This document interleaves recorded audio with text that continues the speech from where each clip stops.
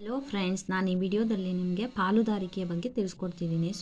ಪಾಲುದಾರಿಕೆಯು ಕೂಡ ಒಂದು ವ್ಯವಹಾರ ಸಂಘಟನೆಯ ಪ್ರಕಾರ ಆಗಿದೆ. 1932ರ ಭಾರತೀಯ ಪಾಲುದಾರಿಕಾ ಕಾಯ್ದೆ ಪ್ರಕಾರ ಪಾಲುದಾರಿಕೆ ಅಂತಂದರೆ ಎಲ್ಲರೂ ನಡೆಸುವ ಅಥವಾ ಎಲ್ಲರ ಪರವಾಗಿ ಯಾರಾದರೂ ಒಬ್ಬರು ವ್ಯವಹಾರವನ್ನು ನಡೆಸುವ ಮೂಲಕ ಬಂದ ಲಾಭವನ್ನು ಹಂಚಿಕೊಳ್ಳಲು ಒಪ್ಪಿರುವ ವ್ಯಕ್ತಿಗಳ ನಡುವಿನ ಸಂಬಂಧ ಅಂತ ಹೇಳ್ತಾರೆ. ಇಲ್ಲಿ ಏನಾಗ್ತದೆ, ಭಾರತೀಯ ಪಾಲುದಾರಿಕಾ ಕಾಯ್ದೆ 1932ರಲ್ಲಿ ಆಯಿತು ಅದು. ದೆನ್ ಇದರ ಪ್ರಕಾರ ಏನು ಹೇಳ್ತದೆ, ಎಲ್ಲರೂ ನಡೆಸೋದಾಗಿರ್ಬೋದು ಅಥವಾ ಎಲ್ಲರ ಪರವಾಗಿ ಯಾರಾದರೂ ಒಬ್ಬನು ABCD ಪಾರ್ಟ್ನರ್ಸ್ ಇದ್ದಾರೆ ಅಂತಂದರೆ, 4 ಜನ ಪಾರ್ಟ್ನರ್ಸ್ ಇದ್ದರೆ ABCD ಪಾರ್ಟ್ನರ್ಸು 4 ಜನ ಸೇರ್ಕೊಂಡು ಬೇಕಾದರೂ ಆ ವ್ಯವಹಾರವನ್ನು ನಡೆಸ್ಬೋದು, ಅಥವಾ ಒಬ್ಬನೇ ಎಲ್ಲರ ಪರವಾಗಿ ಕೂಡ ವ್ಯವಹಾರವನ್ನು ನಡೆಸ್ಬೋದು.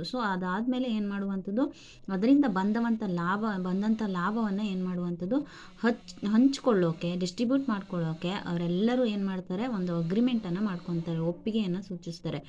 ಅವರ ನಡುವಿನ ಸಂಬಂಧವನ್ನೇ ಏನಂತ ಕರಿತೀವಿ ನಾವು ಇಲ್ಲಿ, ಪಾಲುದಾರಿಕೆ ಅಂತ ಹೇಳಿ ಕರಿತೇವೆ.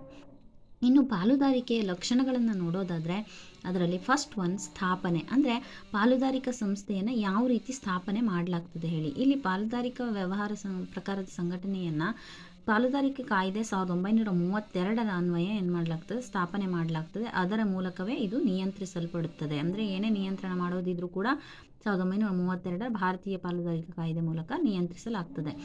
ಜೊತೆಗೆ ಪಾಲುದಾರಿಕೆ ಏನಾಗ್ತದೆ, ಕಾನೂನುಬದ್ಧ ಒಪ್ಪಂದದ ಮೂಲಕ ಅಸ್ತಿತ್ವಕ್ಕೆ ಬರ್ತದೆ. ಅಂದರೆ ಒಂದು ಒಪ್ಪಂದವನ್ನು ಮಾಡ್ಕೊಳ್ತದೆ, ಅದು ಕಾನೂನುಬದ್ಧವಾಗಿರ್ತದೆ, ಅದರ ಮೂಲಕ ಏನು ಮಾಡ್ತದೆ, ಅಸ್ತಿತ್ವಕ್ಕೆ ಬರುವಂಥದ್ದು.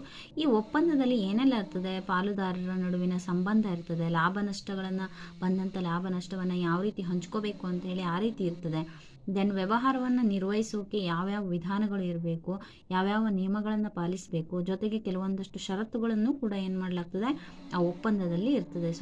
ಈ ರೀತಿಯಲ್ಲಿ ಏನು ಮಾಡಲಾಗ್ತದೆ, ಈ ಪಾಲುದಾರಿಕೆ ಸಂಘಟನೆಯನ್ನು ಸ್ಥಾಪನೆ ಮಾಡಲಾಗ್ತದೆ.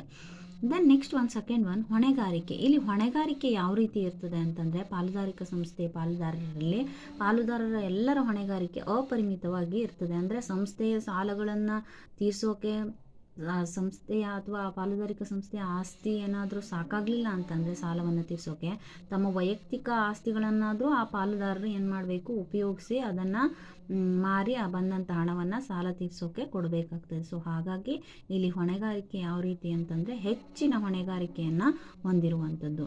ದೆನ್ ನೆಕ್ಸ್ಟ್ ನಷ್ಟಭಯ ಹೊರುವಿಕೆ ಅಂತಂದರೆ ಇಲ್ಲಿ ಸಂಸ್ಥೆಗೆ ವ್ಯವಹಾರವನ್ನು ನಿರ್ವಹಿಸುವಂಥ ಸಂದರ್ಭದಲ್ಲಿ ಪಾಲುದಾರರು ಎಲ್ಲರೂ ಕೂಡ ಏನು ಮಾಡಬೇಕು, ಒಟ್ಟಾಗಿ ನಷ್ಟವನ್ನು ಭರಿಸಬೇಕು. ಎಲ್ಲ ಪಾಲುದಾರರಿಗೂ ಕೂಡ ಸಮಾನವಾಗಿ ಏನು ಮಾಡುವಂಥದ್ದು, ನಷ್ಟ ಭಯವನ್ನು ಹೊತ್ಕೋಬೇಕು.